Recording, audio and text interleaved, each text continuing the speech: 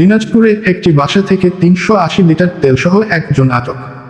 দিনাজপুর থেকে রণজিৎ সরকার রাজের পাঠানো তথ্য ও ভিডিওচিত্রে দেখুন বিস্তারিত। দেশে জ্বালানি তেল সংকটের মধ্যে দিনাজপুরের একটি বাসায় অবৈধভাবে মজুত করা ৩৮০ লিটার ডিজেল ও অকটেন জব্দ করেছে উপজেলা প্রশাসন। এ সময় এক ব্যক্তিকে ৭ দিনের কারাদণ্ড ও ৫,০০০ টাকা জরিমানার আদেশ প্রদান করেছেন ভ্রাম্যমাণ আদালতের নির্বাহী ম্যাজিস্ট্রেট।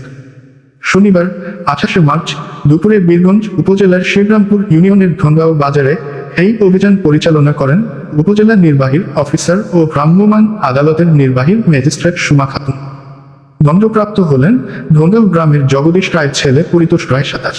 জানা যায় যে গোপন সংবাদের ভিত্তিতে ধনগাঁও গ্রামের একটি বাড়িতে অভিযান পরিচালনা করেন ভ্রাম্যমাণ আদালত।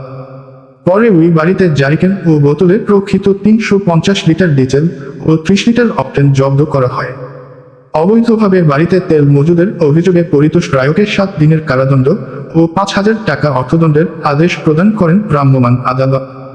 পরে জব্দ করা তেল সরকার নির্ধারিত মূল্যে বিক্রির ব্যবস্থা করা হয়। বিকৃত অর্থ সরকারি কোষাগারে জমা করা হয়েছে। উপজেলা নির্বাহী অফিসার সুমা খাতুন জানান, জনস্বার্থে এ ধরনের অভিযান অব্যাহত থাকবে এবং অবৈধভাবে তেল মজুদ ও কালোবাজারির বিরুদ্ধে কঠোর ব্যবস্থা গ্রহণ করা